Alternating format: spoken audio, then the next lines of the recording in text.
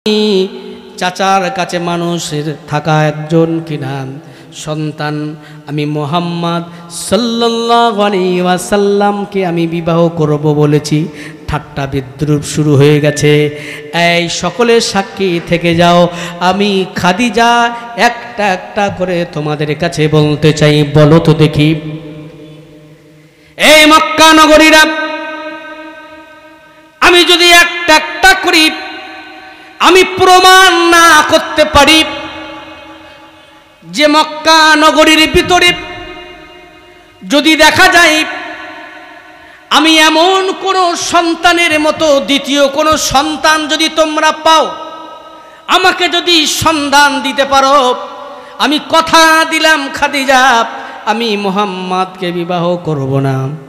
আমি কথা দিলাম এমন কোন সুপুরুষ, এমন কোন দেখতে শুনতে বলা কোন যুবকের সন্ধান কি তোমরা দিতে পারবে? পারবে? পারবে? নবীজির মতো দেখতে শুনতে পারবে? বলছে আমি খাদিজা পাগলিনী। বলো তোমরা, এখনই ঘোষণা দিলাম, দ্বিতীয় কোন এমন সন্তান যদি তোমরা যদি আমাকে সন্ধান দিতে পারো, আমি এখনই ঘোষণা দিলাম আমি তার সঙ্গে বিবাহ করব। দেখাতে পারবে তোমরা? সকলের মাথা নিচু হয়ে গেল। কেন একটু আগে আমি বর্ণনা করেছি কি আমার নবীর মতো দ্বিতীয় কোনো কেউ নাই। তাহলে পারবে কি তারা? আচ্ছা, আমার নবী দেখতে শুনতে কথা যখন একটু উঠেছে বলি, বলেন তো আমার নবী দেখতে কত সুন্দর? বলে বোঝাতে পারবেন না, কি বলেন? এ বোঝানো যায়? সুন্দর তো সুন্দরী, কিন্তু আমি আপনাদের বোঝাচ্ছি। দেখেন নবীজি কত সুন্দর। আচ্ছা, ইউসুফ নবীর কথা শুনেছেন আপনারা? কেমন সুন্দর ছিল? ইউসুফের প্রেমে কে পড়েছিল? জুলেখা পাগল হয়ে গেছিল না? সব ফল কাটতে যেয়ে কি কেটেছিল? এটা কিন্তু মিথ্যা নয়, এটা সত্য। তাফসীর আছে, কোরআনুল কারীমের ভিতরে আল্লাহ তুলে দিয়েছেন, কোটেশন করেছেন। এত সুন্দর নবী ইউসুফ। আম্মা জানা আয়েশা সিদ্দিকা রাদিয়াল্লাহু তাআলা আনহা তিনি বর্ণনা করেন আমার নবী কত সুন্দর ছিল। আহারে, যারা ওই জায়গায় নবী ইউসুফকে দেখি ফল কাটতে যে নিজের আঙুল কেটে ফেলেছিল, আমি আয়েশা জানিয়ে দিলাম ওই সময় নবী ইউসুফকে না দেখে যদি আমার নবীকে দেখতো, তারা ওই ফল কাটতে যে আঙুল হাত কেটে কখন তারা কলিজা কেটে ফেলে দিত তারা বুঝতে পারত না। আমার নবী কত সুন্দর। আরো একটু পরিষ্কার করে দিই, আমার নবী কত সুন্দর শুনলে অবাক হয়ে যাবেন।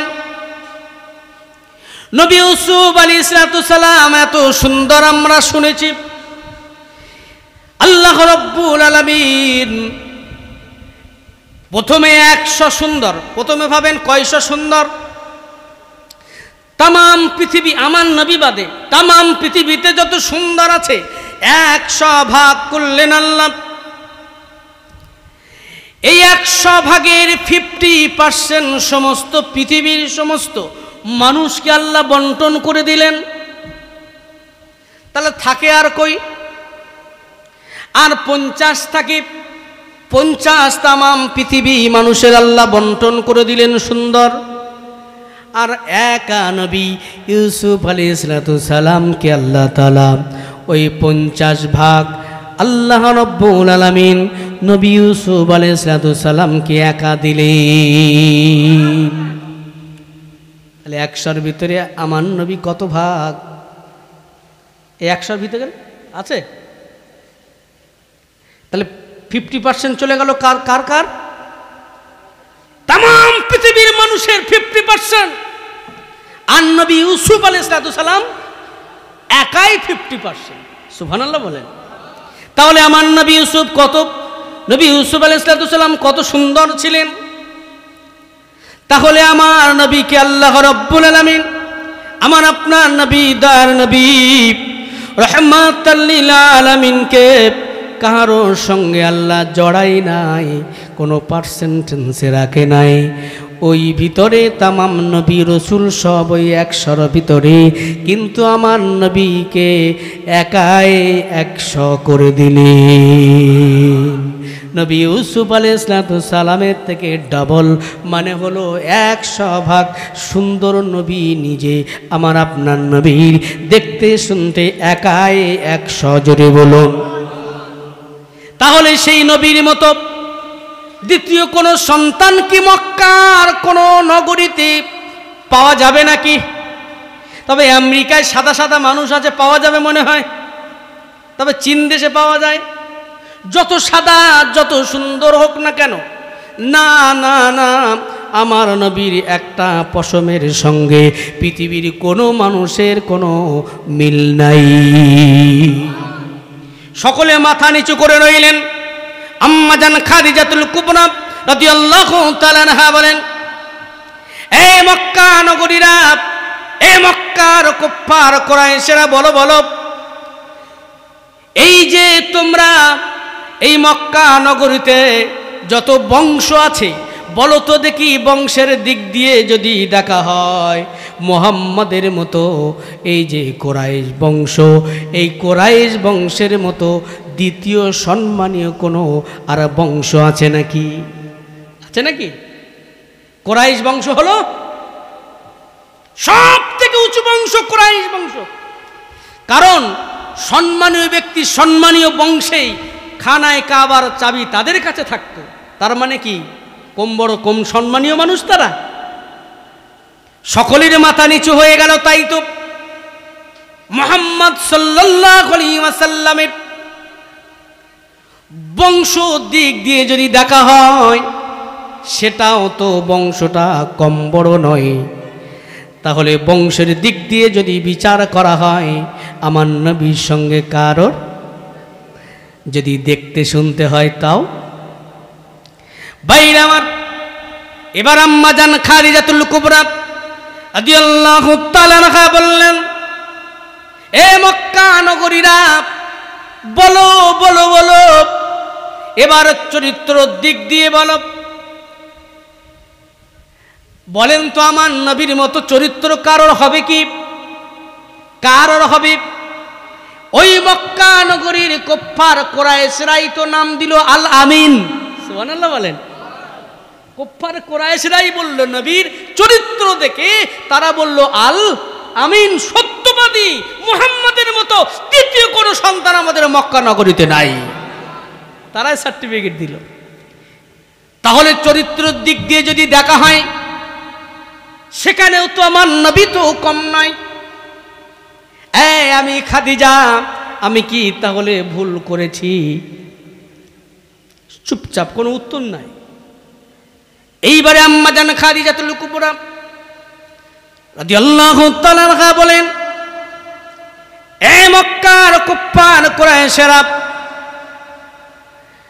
এই মক্কা নগরীরা, একটা কথা তোমরা বলতে পারো, আমি খাদিজা, আমার অর্থ সম্পদ বেশি, আমার অর্থ সম্পদ আছে, আর মুহাম্মাদের কোনো অর্থ নাই, সম্পদ নয়, গরিব অসহায়, এটা বলতে পারো। এইবার সব মাথা উঁচু করে বলছে, এটাই তো এবার কাজের কথা হলো। এইবার দেখি কিভাবে পারো। সব দিক দিয়ে তো সম্মান মর্যাদায় সব তো 1 নম্বরে করে দিলে, এইবার অর্থের দিক দিয়ে দেখাও। ওই সময় আম্মা জান খাদিজা বললেন, এই মক্কা নগরীরা, বলো বলো দেখি তোমরা এবারে এই মক্কা নগরীতে 1 নম্বর ধনাঢ্য ব্যক্তি কে আছে, লিস্টে কার নাম? ওই সময় বলতে লাগলেন, 1 নম্বর যদি লিস্ট করা হয় খাদিজা, 1 নম্বরের নাম হলো আপনার। বলছে আমার? বলছে হ্যাঁ। বলছে তাহলে সাক্ষী দিকে যাও। এই সমস্ত মানুষের সামনে আমি খাদিজা বলে দিলাম, আমার সমস্ত অর্থ সম্পদ সব কিছু আমি মুহাম্মাদের কদম তলে আমি সব হাদিয়া করে দিলাম। জোরে বলুন। দান করলাম, দান জিনিস আলাদা। নবীদের জন্য দানের মাল গ্রহণ করা হারাম। নবীরা দানের মাল গ্রহণ করতে পারেন না। অনেক আলেম ওয়াজ করতে করতে বলে আম্মাজান খাদিজা সব নবীজির কাছে দান করে দিলেন। কেন নবীজি দানের জিনিস নিতে পারবে? হাদিয়া, হাদিয়া আলাদা, দান আলাদা। হাদিয়া মানে বাংলায় যেটা বলা হয় উপঢৌকন, ইংলিশে বলা হয় গিফট। এই হাদিয়া, গিফট, উপঢৌকন যদি কেউ কারো দেয় এটা গ্রহণ করা সুন্নাহ। ধরেন আমি আপনাকে একটা টুপি দিলাম, আমি আপনাকে একটা রুমাল দিলাম, আমি আপনাকে একটা তসবি দিলাম, এই দেওয়াটা কি? হাদিয়া। এটা খুশি করে দিলাম, এটা হলো হাদিয়া, এটা হলো সুন্নাহ। নবীজিকে দান করেছিল না হাদিয়া করেছিল? হাদিয়া করেছিল। বাইরে আমার ওই সময় বলতে লাগলেন, এ মক্কা নগরীরা, আমি খাদিজা যদি সব সম্পদ আমি মুহাম্মদকে দিয়ে দিই, তাহলে তোমরা বলো এই মুহূর্তে মক্কা নগরীতে 1 নাম্বার ধনী কে হবে? বলছে তাহলে তো কোনো কথা নাই, এই মুহূর্তে যদি সমস্ত অর্থ সম্পদ সব দিয়ে দাও, তাহলে 1 নাম্বার ধনী হলো হযরতে মুহাম্মদুর রাসূলুল্লাহ সাল্লাল্লাহু আলাইহি ওয়াসাল্লাম।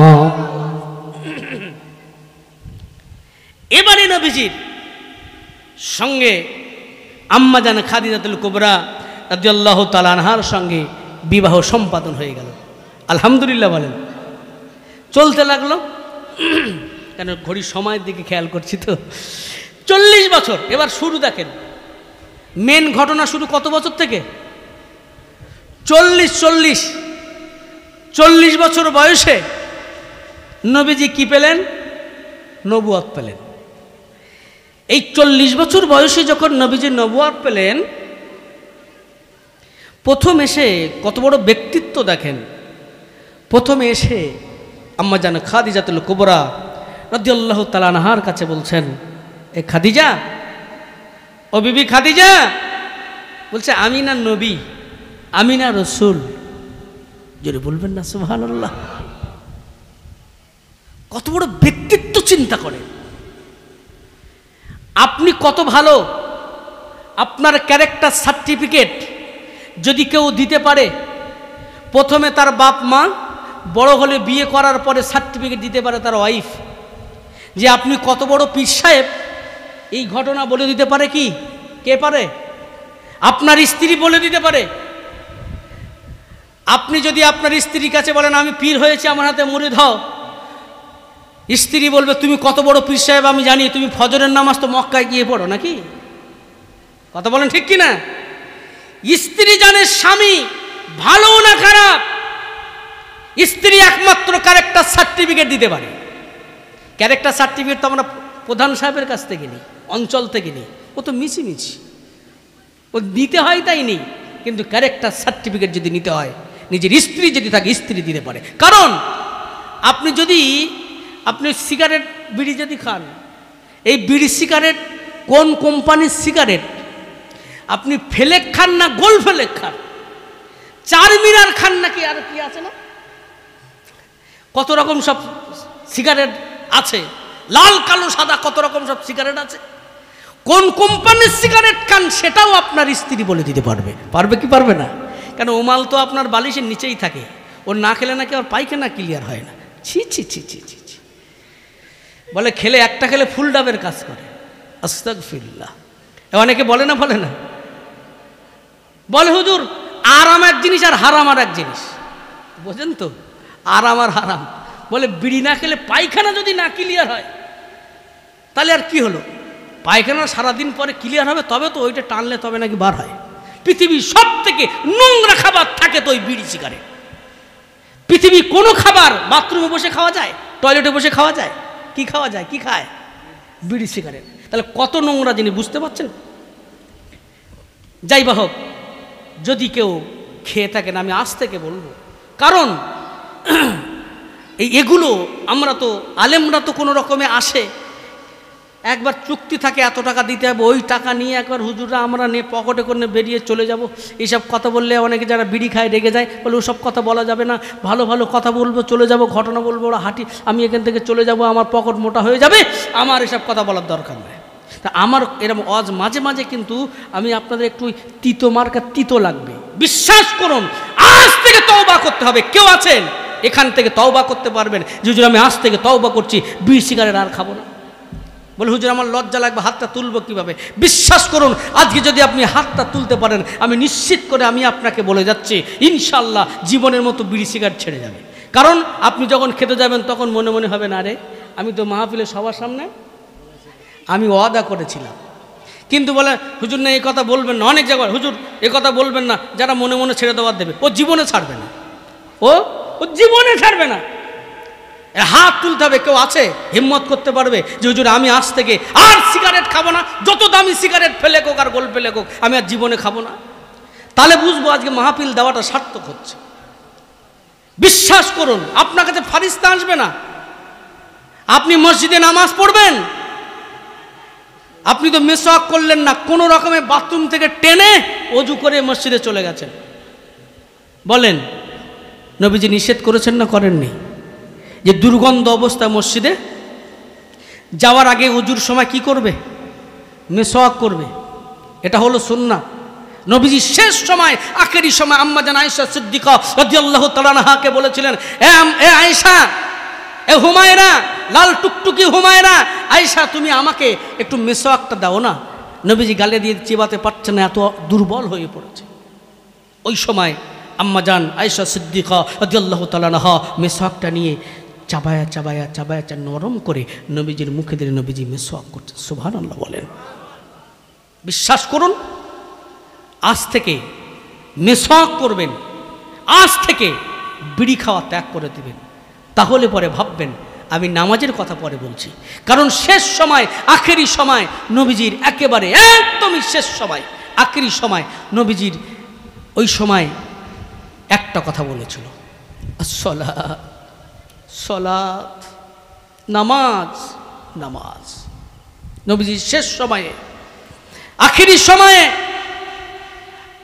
আম্মা জান আয়েশা সিদ্দিকা রাদিয়াল্লাহু তাআলা আনহার হুজরা শরীফে মসজিদুন নববীর একেবারে গায়ে দরজা খুললে মসজিদুন নববীর ভিতরে দেখা যায়, যারা আল্লাহর হাজী বান্দা আছে তারা জানেন, একেবারে নবীজির রওজা আর মসজিদুন নববী একদম গায়ে। শুনে হাজী সাহেব আছে তো ওই জায়গাটায় ছিল আম্মা জান আয়েশা সিদ্দিকা রাদিয়াল্লাহু তাআলা আনহার ঘর, হুজরা শরীফ ওটাই ছিল। শেষ সময় নবীজি এমন জয়ীব হয়ে পড়লেন, দীর্ঘদিন অসুস্থ, যেতে পারলেন না। শেষ সময় নবীজি ওই সময় যখন মিসওয়াকটা দিতে বললেন, মিসওয়াকটা নিলেন। আর নবীজি জামাত যখন চলছে, আম্মা জান আয়েশাকে বললেন দরজাটা খুলে দাও।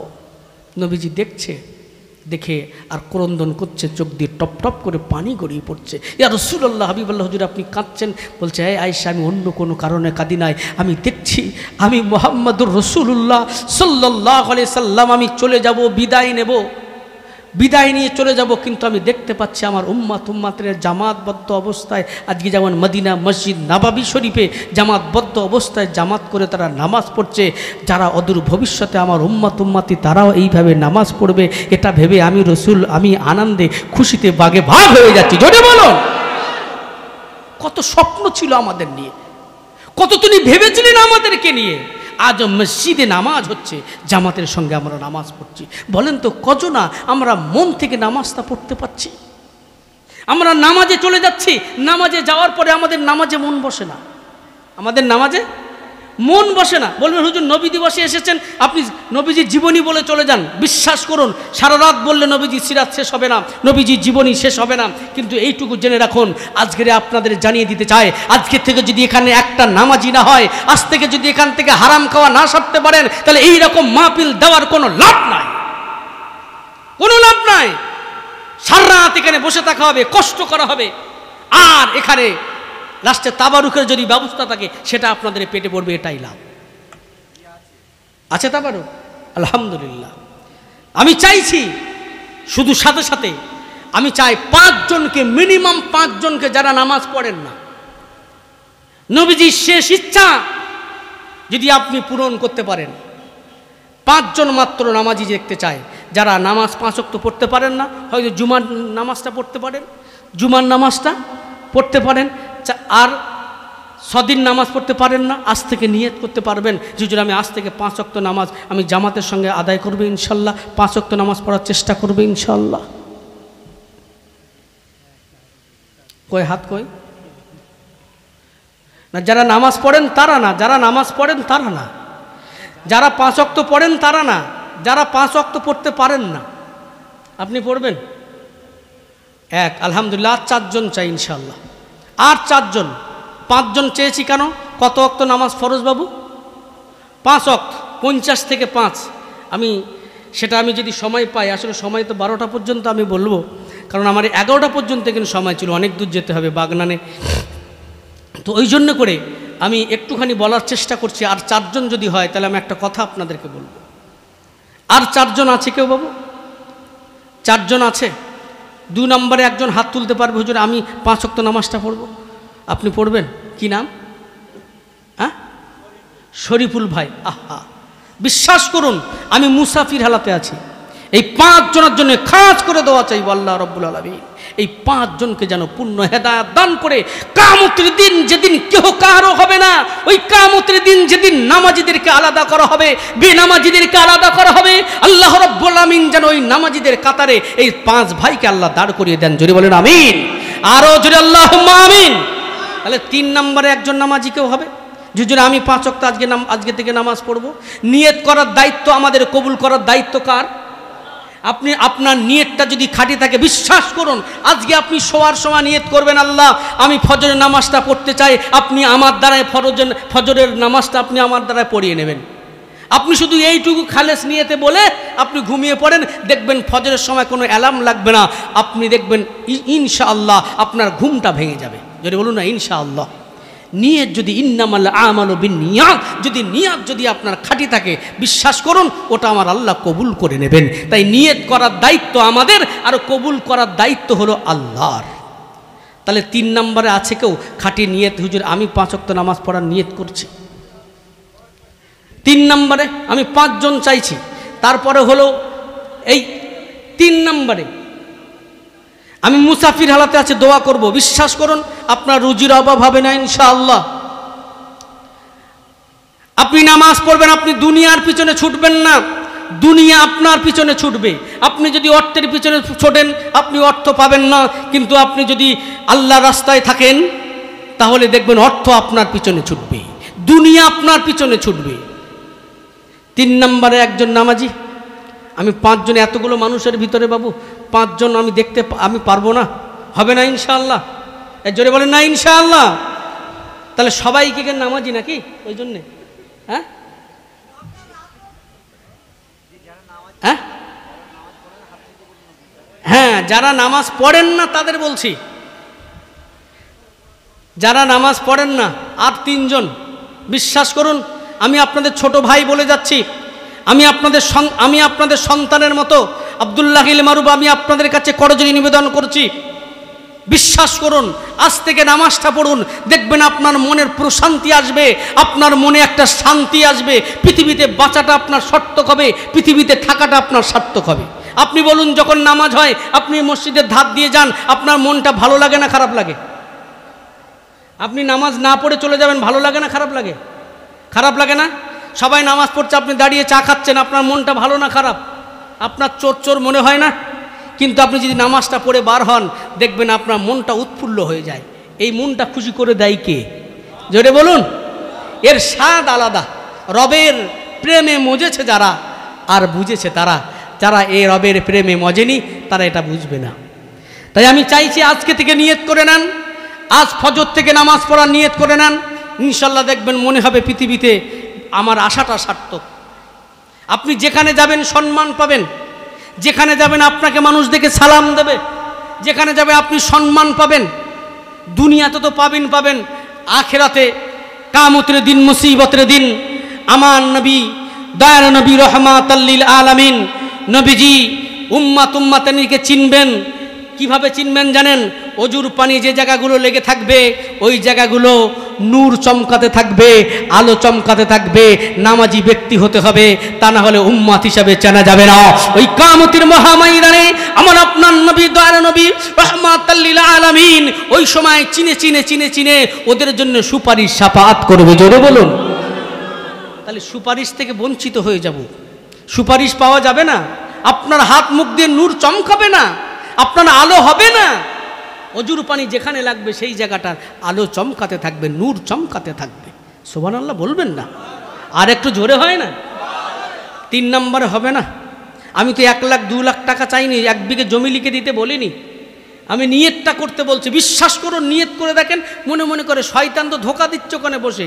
শয়তান তো আল্লাহর কাছে বলেছিল, আল্লাহ শুধু আমার একবার পাওয়ার দান, মনের ভিতরে ব্রেনের ভিতরে আমি ঢুকে গিয়ে এমনভাবে দাকা দেবো, দেখবো জান্নাতে যাই কি করে, ও টেনে টেনে জাহান্নামে নিয়ে যাবো। যদি বলুন না নাউজুবিল্লাহ। শয়তানকে লাথি মারতে পারবেন না আপনারা? শয়তান আপনাকে গিলে খেয়ে ফেললো, শয়তানকে আপনি পুষে ফেললেন। 3 নম্বরে বলতে পারবেন না বাবু? 3 নম্বরে হবে না। আচ্ছা, কারা কারা 5 ওয়াক্ত নামাজ পড়েন দেখি? কারা কারা 5 ওয়াক্ত নামাজ পড়েন দেখি? হ্যাঁ, আমার আল্লাহ দেখছে। কিন্তু কারা কারা পড়েন 5 ওয়াক্ত দেখি? আলহামদুলিল্লাহ, হাত নামান। তাহলে নামাজিদের সংখ্যা বেশি নাকি? তাহলে আমি এতগুলো মানুষের ভিতরে 5 জন চেয়েছি, হবে না? ওই 5 জন যে কজন হয়েছে বাবু? 2 জন হয়েছে। এই 2 জন আপনি দেখে নেবেন। আমি তো মুসাফিরের দোয়া আল্লাহর দরবারে কবুল হয় কি হয় না? এ হাদিস কার? নবীজির হাদিস। সন্দেহ আছে? মুসাফিরের দোয়া আল্লাহর দরবারে কবুল হয়। বিশ্বাস করুন, আমি ব্যক্তিগতভাবে গুনাহগার হলেও আমার মতো গুনাহগার হয়তো পৃথিবীতে দ্বিতীয়টি নাই। কিন্তু আমি আপনাদেরকে বলে যাচ্ছি, এই মুসাফির হালাতে দোয়া, এতগুলো মানুষকে নিয়ে এই মুসাফির হালাতে দোয়াটা আমার আল্লাহর দরবারে কবুল হয়ে যায়। একবার জোরে বলুন না ইনশাআল্লাহ। একবার জোরে বলেন না আল্লাহুম্মা আমিন। আমি আপনার জন্য খাস করে দোয়া করব। আপনার মনে বাসনা পূরণ হবে, আপনার ইচ্ছা, মনের ইচ্ছা পূরণ হবে। আপনি দুনিয়াতে ইহকাল এবং পরকালে আপনি শান্তি পাবেন, আপনি কিয়ামতের নাজাত পাবেন। জোরে বলুন না আমিন। 3 নম্বরে 1 জন হবে না? আর 1 জন, অন্তত আর 1 জন হোক। 3 জন হলে আমি আর বলবো না। কই আপনি তুলেছেন? কি নাম? শেখ জিয়াবুল। তাহলে 3 জন হলো তো? আপনার খুশি তো নাকি? তা আসতে হচ্ছে কেন? খুশি না বেজার? খুশি না? তাহলে একটু তাকবীর হবে না? না রে তাকবীর, না রে তাকবীর। আলহামদুলিল্লাহ। তাহলে আর 2 জন আর বলবো না নাকি? ওই 3 জনই থাক। ওই 3 জনও থাক, আস্তে আস্তে করে হবে। এই 3 জনকে আমি 3টে দায়িত্ব দেবো, পালন করতে পারবেন? এক্সট্রা এক জনকে একটা করে নামাজি বানাতে হবে। পারবেন? চেষ্টা করবেন তো ইনশাল্লাহ। আর 1 জন কই? 1 জন করে পারবেন তো ইনশাল্লাহ? এরকম বুঝিয়ে শুনিয়ে অন্তত পক্ষে সে 5 মাস লাগুক, 1 বছর লাগুক, দায়িত্ব দিলাম, 1 জনকে নামাজি বানাবেন। কয়জন? আর আপনাদের সবাইকে বলে দিলাম, যারা যারা নামাজ পড়েন 5 ওয়াক্ত, সবাইকে চেষ্টা করতে বলবো অন্তত পক্ষে 1 জন করে নামাজি বানাবেন। পারবেন না ইনশাআল্লাহ? যদি পারেন কি হবে? এটার ওসিলায় আপনি নাজাত পেয়ে যেতে পারেন। জোরে বলুন না ইনশাআল্লাহ। একবার জোরে বলেন না আল্লাহুম্মা আমিন। বাইরে আমার লম্বা চওড়া আলোচনা নয়, আজ এই মর্তবানাতে 12ই রবিউল আউয়াল দিবাগত রাত, এই রবিউল আউয়াল মাসে আজকের মাহফিলটা আল্লাহর দরবারে যদি কবুল হয়ে যায়, কিয়ামতের মহা ময়দানে মাশারে এই 3 জন নামাজির ওসিলায় করে আল্লাহ তাআলা আমাদের নাজাতের ওসিলা বানাতে পারেন কি পারেন না? জোরে বলেন, জোরে বলেন না ইনশাআল্লাহ। আল্লাহ আজকের মাহফিল কবুল করে নেন। জোরে বলেন আমিন। আরো জোরে আল্লাহুম্মা আমিন। বাইরে আমার যারা কিনা নামাজি হই, নামাজ পড়লে পড়ে দিনে 5 বার হযরতে আজরাইল আলাইহিস সালাতু সালাম মুসাফা করে যখন জামাতে দাঁড়িয়ে যায়, কোন ফারিস্তা বললাম? হযরতে আজরাইল আলাইহিস সালাতু সালাম মুসাফা করে। আজরাইলের কাজটা কি বলেন? জান কবজ করা। আজরাইল আলাইহিস সালাতু সালাম বলবেন মুসাফা করলে আমাদের লাভ কি? আমরা লাভ খুঁজি। আজরাইল মুসাফা করলে আমাদের লাভ কি? লাভ হলো মৃত্যুর সময়, শেষ সময়, আখেরি সময়। ওই সময় একজন মাথায় বড় পাগড়ি পরে, বড় দাড়ি নিয়ে, হাতের তসবিহ নিয়ে গুনতে থাকবে, আর পেয়ালায় করে পানি নিয়ে চলকাতেই থাকবে। মৃত্যুর সময়, শেষ সময়, আখেরি সময়, মৃত্যুর জাকানদানির কষ্ট যখন হবে, পানি পিপাসায় কাতর হয়ে যাবে। আর পৃথিবীতে মনে হবে তামাম দরিয়াটা সাগরের পানি যদি এনে দেয় আমি পান করে নেব, এমন পিপাসা লাগবে। মৃত্যুর সময় বড় জাকানদানির সময়, বড় কষ্টের সময়। ওই সময় বড় কষ্ট যখন হবে, আপনার আমার রুজিতে যদি পানি লেখা নাও থাকে, পানির পিপাসা লাগবে। পানি জব আমার আপনার সন্তানেরা, মা বাবা, দাদা দাদি, আত্মীয় স্বজন, পাড়া প্রতিবেশী যখন এক চামচ করে পানি নিয়ে গালে দেবে, ওই পানিটা গড়িয়ে গড়িয়ে পড়তে থাকবে। ওই পানি ভিতরে যাবে না, কারণ রুজি নাই। কিন্তু পানির পিপাসা, বুক ফেটে চৌচির হয়ে যাবে, কলিজা ফেটে চৌচির হয়ে যাবে। এমতো অবস্থায় মাথায় পাগড়ি পরা, বড় পিরহান পরা, হাতে তসবিহ, বড় পানির পাত্র, ঠান্ডা পানি নিয়ে চলকাতে থাকবে। আর ওই ঠান্ডা পানি এক হাত ফোঁটা গায়ে পড়বে, আর বলতে থাকবে, এই মৃত্যুর সময়, শেষ সময়, তুই একবার যে কলেমা পড়ছিস পুরা পড়ার প্রয়োজন নাই, কারণ পাশ থেকে তো বলে দিচ্ছে, বলো আব্বা, বলো আব্বা, বলো লা ইলাহা ইল্লাল্লাহু মুহাম্মাদুর রাসূলুল্লাহ সাল্লাল্লাহু আলাইহি ওয়াসাল্লাম। এই কলেমা আব্বা বলো, বলি না আমরা? এরম বলতে বলবেন না, শুধু কানের ধারে পড়বেন, কানের ধারে উচ্চারণ করবেন, পড়তে বলবেন না। কারণ হলো ওই সময় যখন আজরাইল আলাইহিস সালাম আসে নাই, তার পূর্বে এমন চেহারা নিয়ে, মুরব্বির বেশ নিয়ে, ফারিস্তার মতো বেশ নিয়ে যখন ওই ঠান্ডা পানিটা চলকাতে থাকে, আর বলে, রে তোর পুরা কলেমা পড়তে হবে না, পুরা কলেমা পড়ার দরকার নাই, কারণ মৃত্যুর সময়, জাকানদানির সময়, কষ্টের সময়, সারা জিন্দগিটা কলেমা পড়েছিস, এখন আর তোর পুরা কলেমা পড়ার প্রয়োজন নাই। কলেমা তুই হাফ বল, এই পর্যন্ত বল, লা ইলাহা ইল্লাল্লাহ নয়, তুই যদি বলতে পারিস লা ইলাহা, যদি অন্তত এই পর্যন্ত বলতে পারিস, এই দেখ সারাবান তহুরালি এসেছি, আল্লাহ আমাকে পাঠিয়েছে, আমি বড় ফারিস্তারে, তুই একবার বল লা ইলাহা, পুরা কলেমা, তোর কষ্ট হচ্ছে, সারা জীবন কলেমা পড়েছিস, আজ এইটুকু কলেমা যদি পড়তে পারিস, এই সারাবান তহুরা তোকে পান করাবো, তুই বল।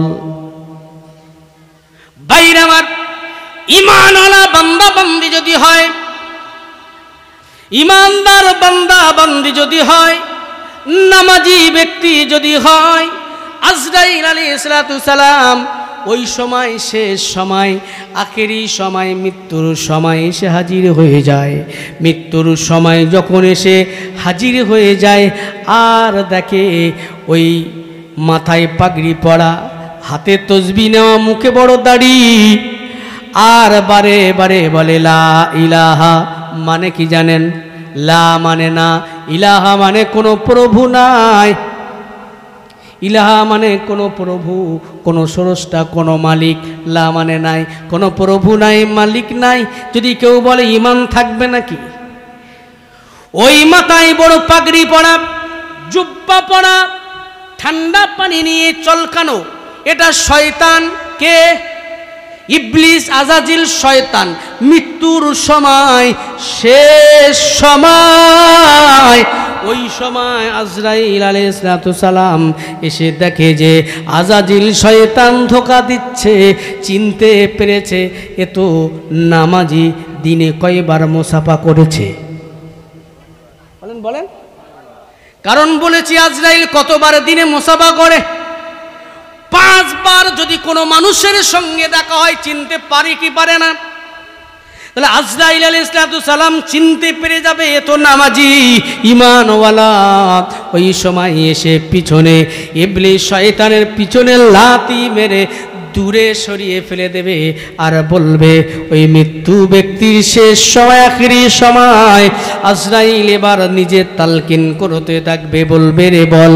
ওটা বলা যাবে না, আমার সঙ্গে বল লা ইলাহা ইল্লাল্লাহ, লা ইলাহা ইল্লাল্লাহ, লা ইলাহা ইল্লাল্লাহ মুহাম্মাদুর রাসূলুল্লাহ সাল্লাল্লাহু আলাইহি ওয়াসাল্লাম।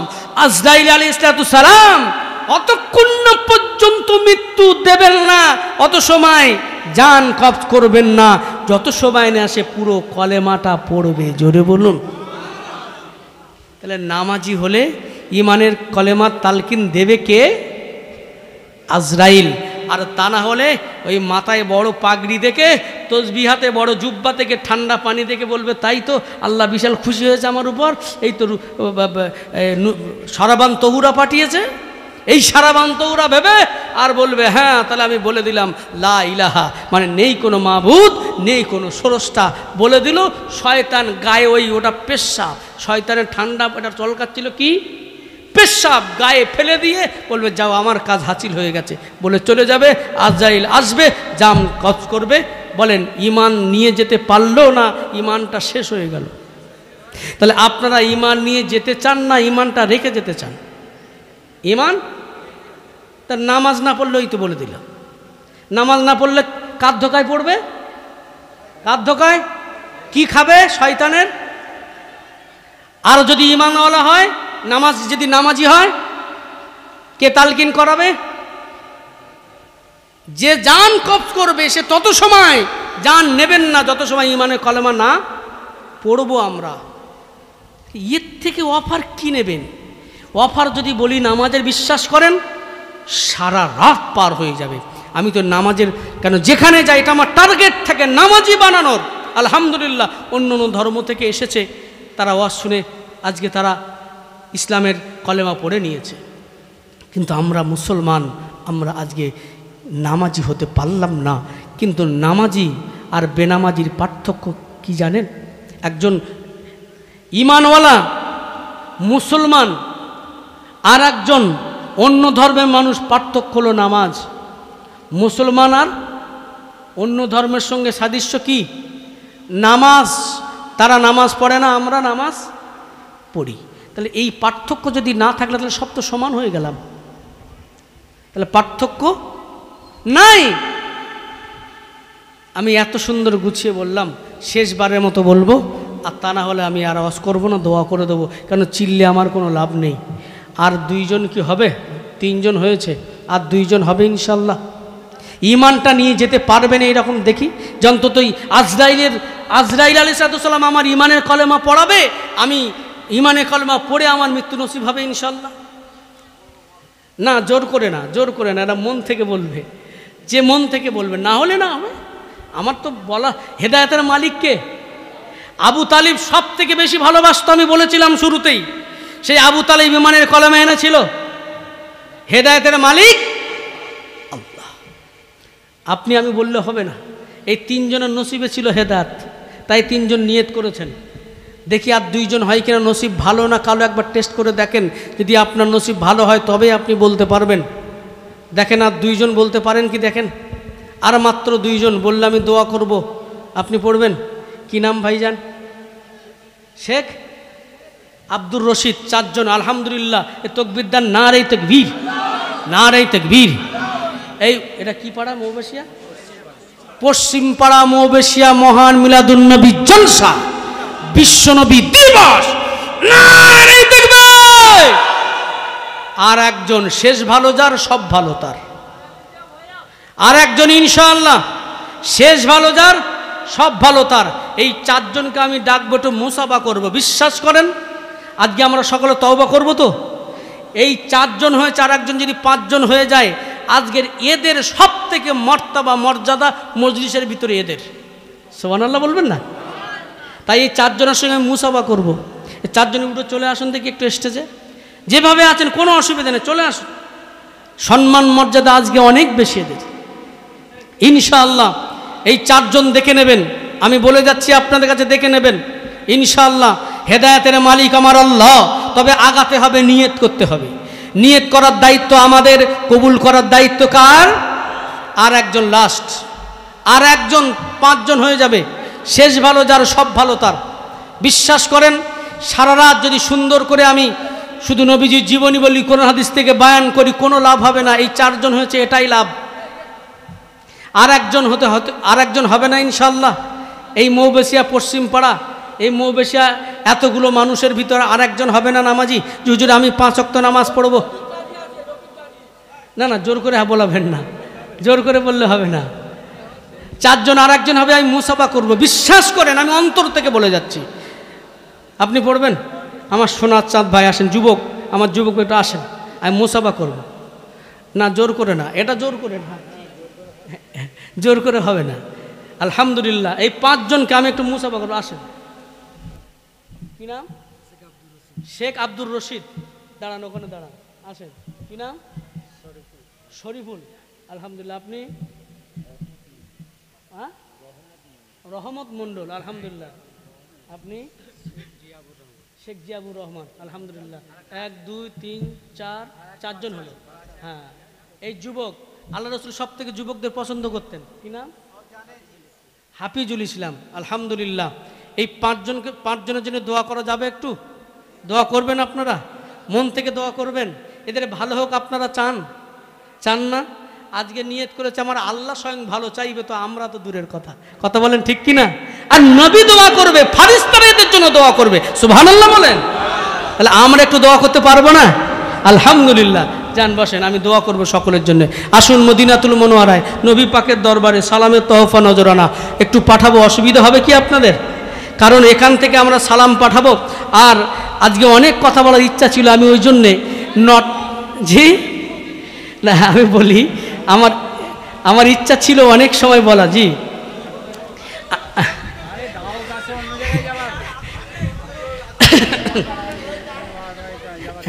আমি বলি, জি আমার ইচ্ছা ছিল, ওই জন্য 9টায় এসেছিলাম, কিন্তু আপনাদের এখানে একজন মাইয়েত হয়ে গেছে। তো আমি আস্তে আস্তে দেখলাম সবাই ওদিকে চলে গেল। তো আমার ইচ্ছা ছিল 9টা থেকে 12টা, আমার বলা কথা 2 ঘন্টা, কিন্তু কোথাও 2 ঘন্টা হয় না, ও বেশি হয়ে যায়, বলতে হয় বেশি। তো আমি ওই জন্য 12টা পর্যন্ত সময় রেখেছিলাম। 9টায় উঠলে 10টা 11টা 12টা, আমি জানি 3 ঘন্টা বলবো। মোটামুটি নবীজির একবার জন্ম থেকে, মানে মাতৃগর্ভ থেকে নিয়ে 40 বছর পর্যন্ত শেষ করতে পারবো, এরকম একটা টার্গেট ছিল আজকের। কিন্তু সে 40 বছর পর্যন্ত পৌঁছালাম, কিন্তু 40 বছরে একটু আগাতে পারলাম না, 40 বছরটাই বর্ণনা করতে পারলাম না, সময়ের অভাব। যেহেতু আমাকে এখানে মানে খারাপ মনে করবেন না, আমি কোথাও 2টো মাহফিল রাখতে চাই না, আমি একটা করে মাহফিল থাকে। কিন্তু আজকের এই নবী দিবস উপলক্ষে প্রথম আপনাদের জলসা, কিন্তু তারপরে ওরা 2-3 বছর আগে থেকে লাইনে ছিল, বলা ছিল, আমার তোলা হয়নি। এই বাগনান আকু ভাগ, তো 2-3 বছর থেকে ওরা চেষ্টা করছে, হয় না। তো আলহামদুলিল্লাহ বলেন ঠিক আছে, উলুবেড়ি যখন থাকবো, তার 9টা থেকে 12টা পর্যন্ত থাকবো, তাহলে 2টোর সময় আমি যেতে পারি, অসুবিধা নেই। তো সেইভাবে ওদেরকে একটা টাইম করে দেওয়া হয়েছে। তো আমাকে এখান থেকে আবার ওখানে যেতে হবে, বুঝতে পারছেন? আচ্ছা, আপনার রিকোয়েস্ট রেখেছেন, 40 বছরে সেই একটা কথা বলে দিয়ে আমি দোয়া করব। সকলে শুনতে চাচ্ছেন যখন বলবো একটু 5 মিনিট দেখি, আপনাদের আওয়াজ শুনে দেখবো পিকআপ হাই আছে না লো, গাড়ি চলবে না বন্ধ হবে, তবে তো বোঝা যাবে পিকআপ দেখে, নাকি বলেন? যে পিকআপ যেমন হাই, গাড়ি সেইরকম যাবে। সাথে কি নারে তাকবীর? আসতে হয় না, নারে তাকবীর। ভাইরা আমার, নবীজির যে কথা বলছিলাম, 40 বছর বয়সে নবুয়ত যখন পাইলেন, প্রথমে কার কাছে গেলেন? আবু জেহেলের কাছে গেছিলেন, উতবা, সাইবা, না আবু বকর না, সর্বপ্রথম নিজের বিবি স্ত্রীর কাছে গেলেন, খাদিজার কাছে। কত বড় ব্যক্তিত্ব চিন্তা করেন। খাদিজা, আমি নবী, আমি রাসূল হয়েছি। খাদিজা এক কথায় আম্মা জান খাদিজা বললেন, ইয়া রাসূলুল্লাহ, হাবিবাল্লাহ, আমার কোনো সন্দেহ নাই আপনি যে নবী, আপনি যে রাসূল, আমার কোনো সন্দেহ নাই। বলেন কি করতে হবে? নবীজি বলেন, খাদিজা তাহলে পড়ে লাও লা ইলাহা ইল্লাল্লাহু মুহাম্মাদুর রাসূলুল্লাহ সাল্লাল্লাহু আলাইহি সাল্লাম। যে কথা বলছিলাম, কত বড় ব্যক্তিত্ব, নিজের স্ত্রীর কাছে সব কিছু গোপন কিছু রাখা যায় না। তাহলে কত বড় সতীত্ব, কত বড় নেতৃত্ব দেওয়ার আগে নিজেই প্রথমেই তার স্ত্রীর কাছে দিলেন। দিনের দাওয়াত প্রথমে ওয়াইফের কাছে আম্মাজান খাদিজা গ্রহণ করলেন। এবার দ্বিতীয় নম্বরে চলে গেলেন আবু বকরের কাছে। সঙ্গী ছিল, বন্ধু ছিল কে? আবু বকর। আবু বকরের কাছে গিয়ে বলছে, রে আবু বকর, আমি যে নবী, আমি যে রাসূল, আমি যে পয়গম্বর। হযরত আবু বকর বললেন, আমি এক কথায় নিঃসন্দেহভাবে আমি বিশ্বাস করে নিলাম, আপনি নবী, আপনি রাসূল, আপনি পয়গম্বর। আমার কোনো দ্বিধা নাই, কোনো সন্দেহ নাই। করতে হবে কি? বলে ঈমানের কলেমা। বলছে, তাহলে আমাকে পড়িয়ে দেন, তবে একটা ছোট্ট কথা। কি কথা? ছোট্ট কথা। বলে কি? বলে, আপনি যে নবী, আপনি যে রাসূল, আপনি যে পয়গম্বর, আমি আপনি সর্বক্ষণ একই সঙ্গে। আপনার এই 40 বছর বয়স, আমার আজকের এই 37 বছর।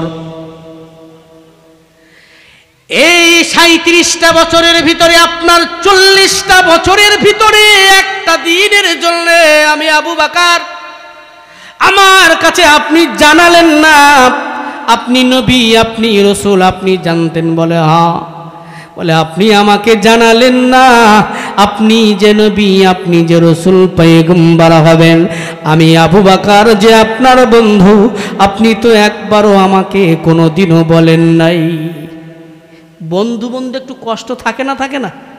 ধরেন আপনার সঙ্গে আর এই ভাইয়ের, 2 ভাইয়ের বন্ধু, তো এক বন্ধু আর এক বন্ধু যখন একটা বিবাহ দিয়ে বোঝায়, বিবাহর সময় ধরে নেন একই সঙ্গে ওঠা বসা চলাফেরা সব একসঙ্গে, কিন্তু বিয়ের সময় একটা ভালো দিন, বিয়ের সময়, তো ওই সময় করলো কি, এটা নবীজির উদাহরণের সঙ্গে ভাববেন না, এটা আপনাদের বোঝাবার জন্য।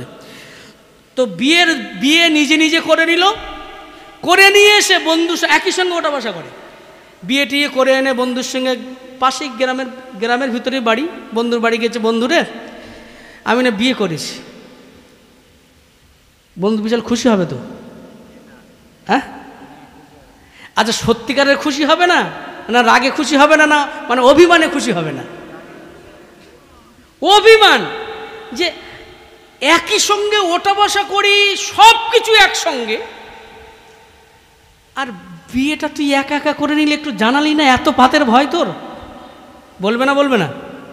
যে সব কিছু আলোচনা হয়, সব কিছু আড্ডা মারি একসঙ্গে, সব জায়গায় যাই একসঙ্গে, অথচ বিয়ের সময় আমাকে জানালি না? তা যা, আমি তোর বউ দেখতে যাবো। বলে না? এটা কিন্তু অরিজিনাল রাগ নয়, এটা কি? অভিমান, বন্ধুর প্রতি অভিমান। যে সব কিছু একসঙ্গে, একদিনও জানালি না, কবে দেখাশুনো, কবে দিন বাঁধা, কবে রেস্ট্রি, কবে অনুষ্ঠান, কিছু বললি না, আর তুই বিয়ে করে এসে বলছিস, এটা অভিমান। বাইরে আমার হযরত আবু বকর রাদিয়াল্লাহু তাআলা আনহু বললেন, ইয়া রাসূলুল্লাহ, ইয়া হাবিবাল্লাহ, হুজুর আপনার সঙ্গে আমার ওঠা বসা, এই আপনার 40টা বছরের জিন্দেগিতে আপনার সঙ্গে সর্বসময় আমি আবু বকর ছিলাম।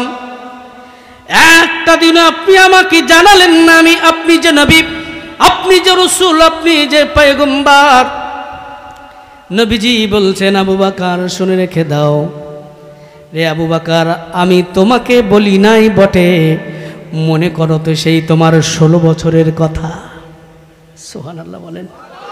কত বছরের কথা? নবীজির কাছে কি বলেছিল নাকি? বলে নাই। এ কথাটা গোপন রাখতে বলেছিল আবু বকর, হুজুর গোপন রেখেছিল।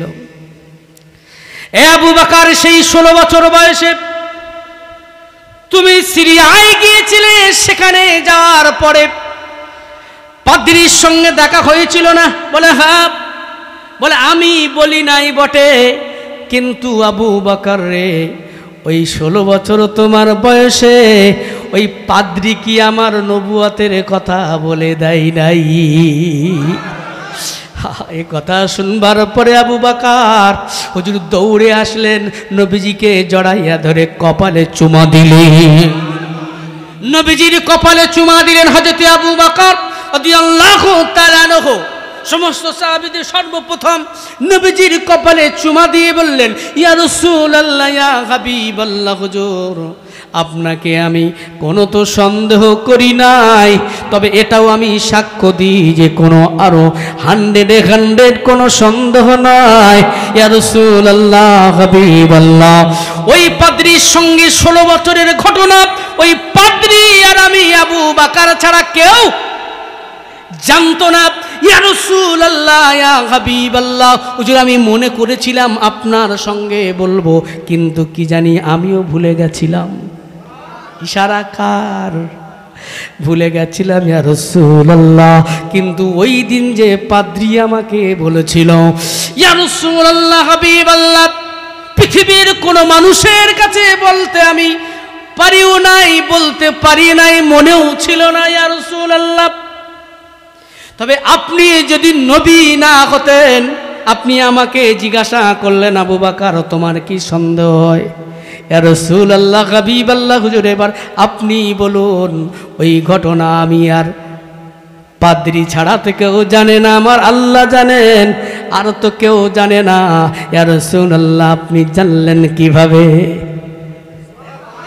আল্লাহ আপনাকে জানাইছে বলে আপনি জানতে পারলেন, নিঃসন্দেহ আপনি আল্লাহর রাসূল। ভাইরা আমার, হযরত আবু বকর রাদিয়াল্লাহু তাআলা আনহু নবীজির হাতে হাত দিয়ে কলেমা পড়ে মুসলমান হলেন। তাহলে সর্বপ্রথম মুসলমান কে হলেন? আম্মাজান খাদিজা। আর বয়স্কদের ভিতরে কে হলেন? হযরত আবু বকর। এবং যুবকদের বালকদের বয়সে হযরত আলী রাদিয়াল্লাহু তাআলা আনহু। জোরে বলুন সুবহানাল্লাহ। এইভাবে গোপনে গোপনে গোপনে গোপনে 3 বছর ইমানের কলেমা দাওয়াত চলতে লাগলো। কত বছর? 3 বছর পর্যন্ত গোপনে গোপনে দিনের দাওয়াত দিলেন। মাত্র হলো 39 জন। কয়জন? 3 বছর গোপনে গোপনে ইসলামের দাওয়াত। আর ওই যে আবু তালিবের কাছে খবর আসতে লাগলো, আবু তালিব এই তো মুহাম্মদ নতুন কথা বলে, এই তো তোমার ছেলে আলী, সেও তো পড়ে নিল ইমানের কলেমা, বিচার করো। লম্বা ঘটনা। হযরত আবু বকর রাদিয়াল্লাহু তাআলা আনহু, হযরত ওমর তখন ঈমান আনেন নাই। এই 3 বছর গোপনে গোপনে যখন 3 বছর ইসলামের দাওয়াত দেওয়ার পরে এবারে প্রকাশ্যভাবে যখন আওয়াজটা উঠে গেল, ষড়যন্ত্র করল না, আর মুহাম্মদকে বাঁচিয়ে রাখা যাবে না। আবু তালেব তাকে শেল্টার দিচ্ছে। কে শেল্টার দিচ্ছে? আবু তালেব চাচা। আর তিনি ছিলেন মান্যগণ্য ব্যক্তি আবু তালিব। তিনি বলেছিল, আমি আবু তালিব জিন্দা থাকা অবস্থায়, আমি আবু তালিব আমার 1 ফোঁটা রক্ত থাকা অবস্থায়, আমি আবু তালিব জিন্দা থাকা অবস্থায়, আমি আবু তালিব আমার ঘাড়ে মাথা থাকা অবস্থায়, আমার মুহাম্মাদের গায়ে 1 টুকরা বালির কোনাও আঘাত করতে দেব না। আমি আগেই বলেছিলাম না, ভালোবাসা যদি দেখতে হয়, যদি শুধু ভালোবাসা দিয়ে বিচার করা হয়, আবু তালেবের মতো আর কেউ ভালোবাসতে পারি না। তিন বছর নবীজির সঙ্গে একটা গুহার ভিতরে শিয়াবে আবু তালিব বন্দি অবস্থায় জীবন যাপন করেছেন, গাছের পাতা খেয়ে কাটিয়েছেন। সুবহানাল্লাহ বলবেন না? মক্কার কুফফার কুরাইশরা সব এক ঘরে করে দিল।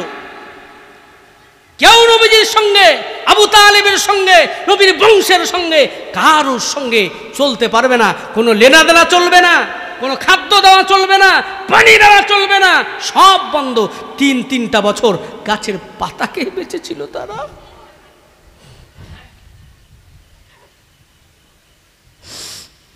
সে আবু তালিব কতটা ভালোবাসত নবীজিকে।